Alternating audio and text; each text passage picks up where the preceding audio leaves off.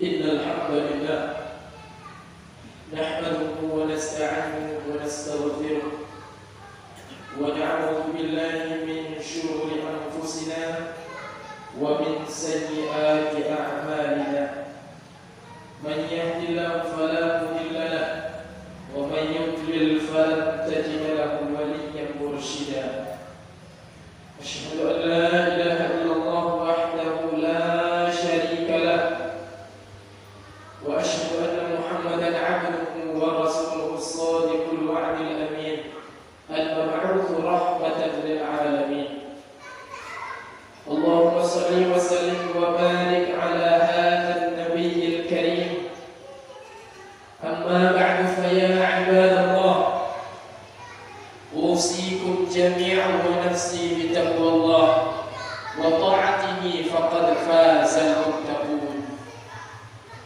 أيها الناس اتقوا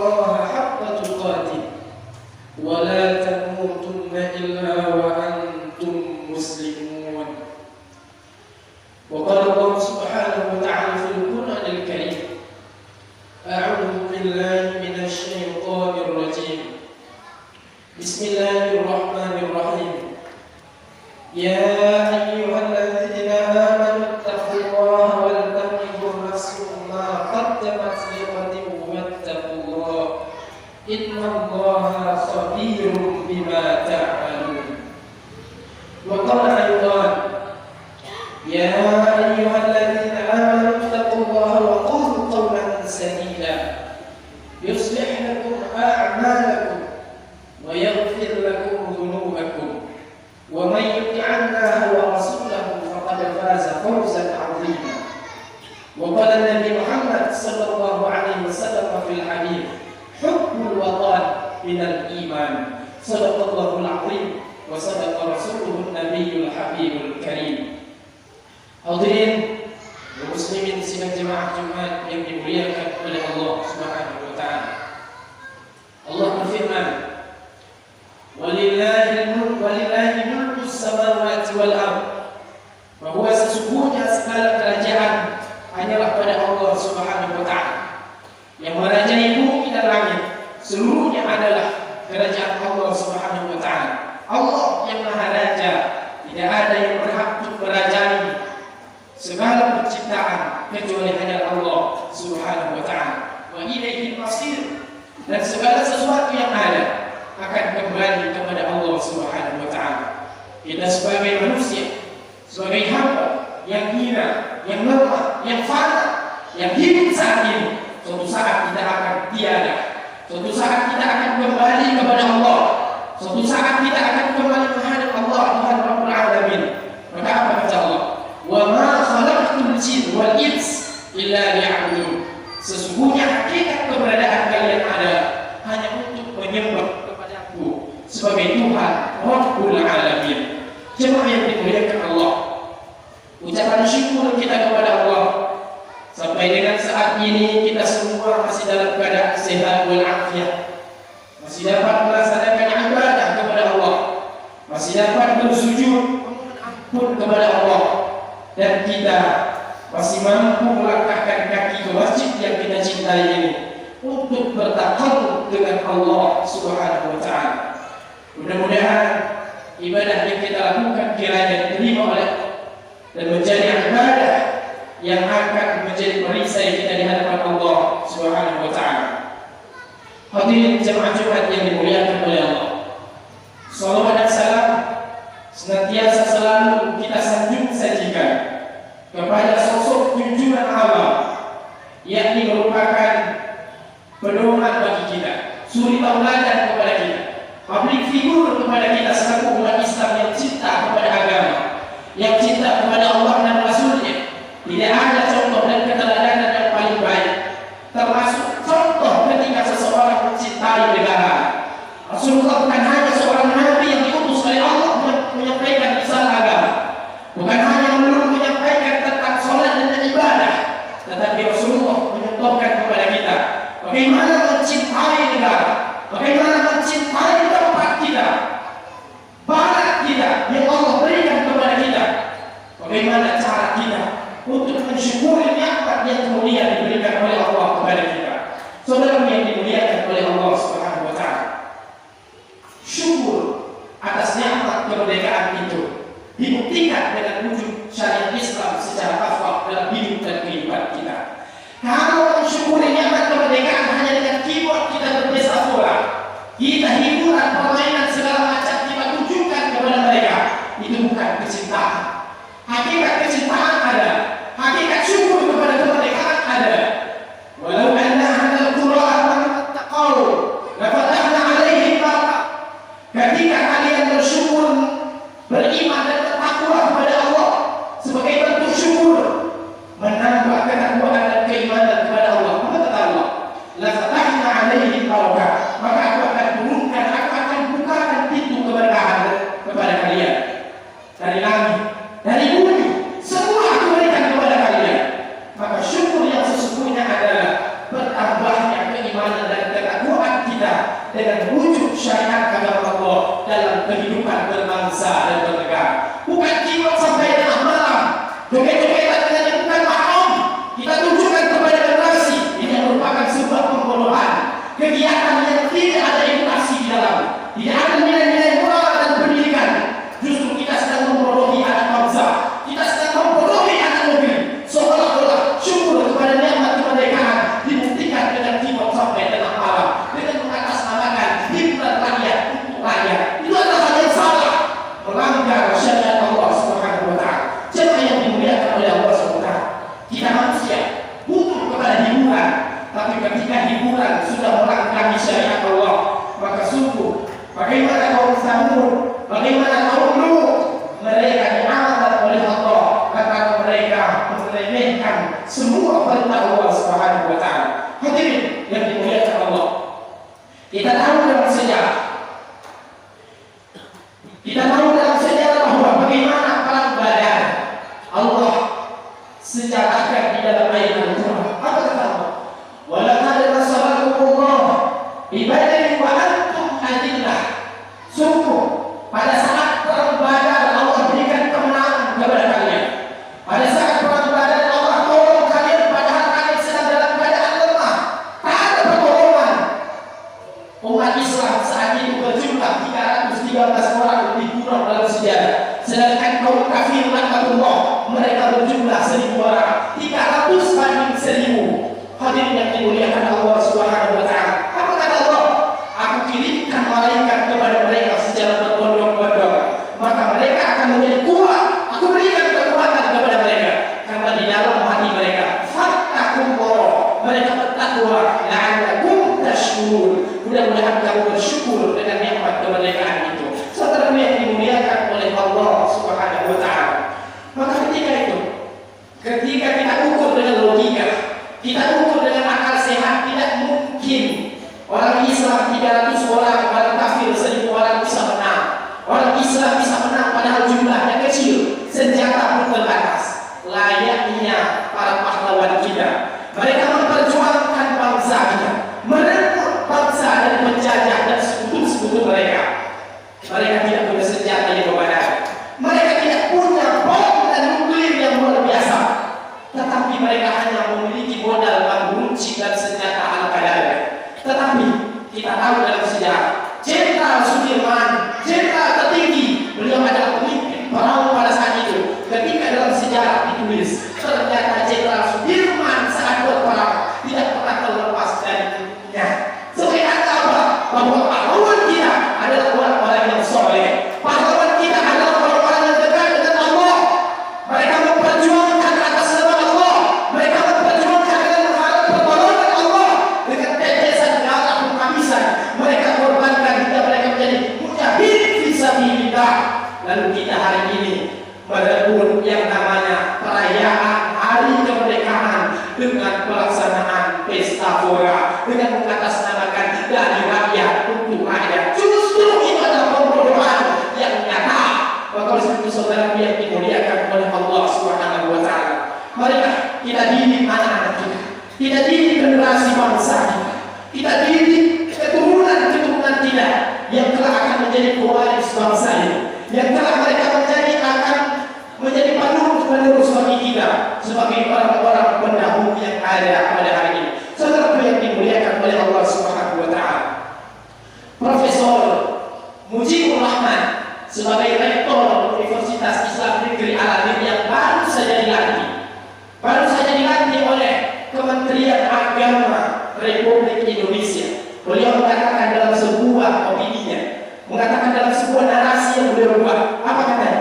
Syariat Islam di Aceh telah gagal.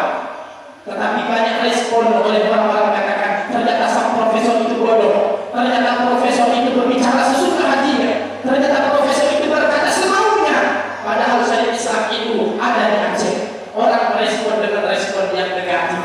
Ternyata di balik perkataan yang beliau katakan syariat Islam itu gagal kita implementasikan, maknanya adalah dikenal di seluruh dunia bahwa Aceh adalah Serambi Mekah. Ternyata nilai daripada syariat Islam itu tidak secara kafah terwujud dalam hidup dan kehidupan kita. Saudara yang dimuliakan oleh Allah Subhanahu wa taala, betapa banyak kita dengar kemaksiatan. Bulan Ramadan yang lalu ada sekelompok manusia yang duduk di warung hingga sholat tarawih tiba, mereka joget-jogetan mengatasnamakan konser rakyat, mengambil sumbangan untuk membantu rakyat, tapi caranya cara yang salah. Sesungguhnya itulah yang melecehkan, yang membuat iritasi terhadap makna syariat Islam itu yang ada di Aceh. Padahal jamaah yang dimuliakan oleh Allah SWT, apa kata Allah? Ya ayyuhalladzina amanu udkhulu fis silmi kafah. Wahai orang-orang yang beriman kepada Allah, hendaklah kalian masuk ke dalam agama Islam itu secara kafah. Jangan setengah-setengah. Hidup kalian tunjukkan bahwa kalian adalah orang Islam. Ketika kalian menjadi seorang pemimpin, tunjukkan bahwa kau adalah agama Islam. Ketika kau menjadi pemimpin rumah tangga, tunjukkan bahwa kau beragama Islam. Ketika menjadi seorang pedagang, tunjukkan cara berdagang bagaimana diajarkan oleh agama Islam. Ketika kau melakukan pekerjaan, tunjukkan bagaimana Islam itu mengajarkan kepadamu. Hadirin yang dimuliakan oleh Allah Subhanahu wa taala, maka hakikat syukur kita adalah semakin baiknya kita mengimplementasikan syariat Allah dalam setiap kehidupan kita. Sungguh sayang hadirin yang dimuliakan Allah Subhanahu wa taala. Ini mohon maaf, tapi harus disampaikan. Dulu ada sebagian orang, mereka terus mengajak kita untuk pakai masker dan vaksin. Itu bagus, itu merupakan usaha. Usaha itu wajib. Al-ikhtiyar wajib. Ikhtiar usaha itu hukumnya adalah wajib. Tetapi bagaimana tidak adilnya kita kepada Allah? Kita ajak manusia untuk melakukan ikhtiar agar terhindar dari penyakit, tapi kita lupa mengajak manusia agar terhindar dari nerakanya Allah Subhanahu wa taala. Kalau oleh sebab itu saudara yang dimuliakan Allah, betapa ironinya di bumi syariat, di bumi Serambi Mekah masih ada orang tua yang sudah berumur puluhan tahun tapi pakai celana pendek di atas lututnya. Auratnya kelihatan, keluar rumah tapi berbaju. Padahal umur sudah tua tapi tidak pernah tahu diri. Maka oleh sebab itu saudara, pahit boleh hakka walau kana murrah, sampaikan walaupun mungkin dinilai pahit oleh sebahagian orang. Tetapi kalau tidak disampaikan, terus-terus kita dalam kebiasaan buruk, terus-terus kita dalam kebiasaan yang tidak baik, yang justru bertentangan dengan norma-norma syariat agama Allah Subhanahu wa taala. Maka oleh sebab itu saudara yang dimuliakan Allah, ketika kita berdagang, bagaimana kita tunjukkan berdaganglah dengan cara yang hak, jangan ada yang merugikan sesama. Ketika kita berdagang, jangan kita hanya menumpuk keuntungan, tapi kita merugikan sepihak. Padahal di dalam Islam diajarkan antara minkum. Ketika kita berdagang, bermuamalah ridho sama dia, satu sama lainnya, tidak ada dirugikan. Hadirin saudara yang dimuliakan oleh Allah Subhanahu wa taala. Demikian juga kita menjadi seorang pemimpin akan diminta pertanggungjawaban oleh Allah Subhanahu wa taala. Bunyal Islamu, sesungguhnya agama, sesungguhnya negara didirikan dengan 3 tiang. Kata Nabi Muhammad sallallahu alaihi wasallam, salah satunya adalah di'adlil umara, seorang pemimpin yang adil kepada bawahan yang dia pimpin. Mana adil adalah dia mampu mendekatkan manusia untuk dekat dengan Allah, dia mampu menjadi teladan kepada masyarakat yang untuk dekat dengan wajib Allah, dia mampu menyuarakan segala hukum Allah kepada semua orang-orang yang di bawah hatinya membuka pintu yang berpotensi kepada kemaksiatan kepada orang-orang yang dia pimpin. Maka oleh sebab itu saudara pimpin Allah, kullukum ra'in wa kullukum mas'ulun 'an ra'iyah. Sungguh kau adalah pemimpin dan setiap pemimpin akan diminta pertanggungjawaban oleh Allah Subhanahu wa taala. Maka hadirin yang dimuliakan Allah Subhanahu wa taala, kita wujudkan nilai-nilai syariat itu dalam kehidupan kita, maka Allah pun akan ridho kepada kita. Dengan ridhonya Allah, maka Allah turunkan keberkahan kepada kita. Dengan barokahnya Allah, maka oleh sebab itu kita semua menjadi orang-orang yang tenang hidupnya dari dunia sampai akhirat. Dan perlu juga kita garis bawahi, upacara bendera itu sangat-sangat harus kita budayakan, sangat harus kita laksanakan, harus akan menjadi wajib kita lakukan. Tetapi hakikat syukur itu bukan semata-mata hanya mengibarkan bendera merah putih, tetapi bagaimana yang dimaksud dengan merdeka adalah kita mampu mengangkat derajat, harkat dan martabat orang-orang yang di bawah menjadi ke atas. Orang miskin kita berdayakan, orang lemah ekonominya kita bantu, yang tak huruf kita ajarkan, yang tidak tahu baca Al-Quran kita ajarkan baca Al-Quran, yang tak huruf terhadap ilmu-ilmu agama, ilmu-ilmu negara, ilmu-ilmu sosial dan lain sebagainya kita ajarkan mereka. Sehingga hakikat kemerdekaan itu adalah mengangkat harkat derajat dan martabat anak bangsa menjadi lebih baik. Yang tidak berilmu menjadi berilmu, yang tidak beriman menjadi beriman kepada Allah Subhanahu wa taala.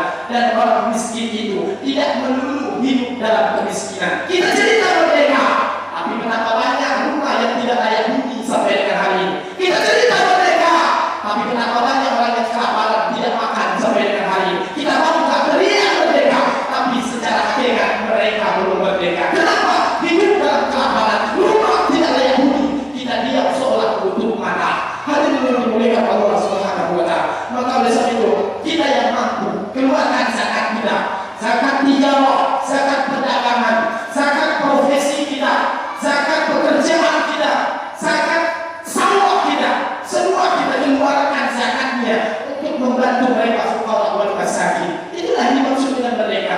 Yang wajib zakat berikan kepada mereka. Tidak banyak diminta oleh Allah Subhanahu wa taala.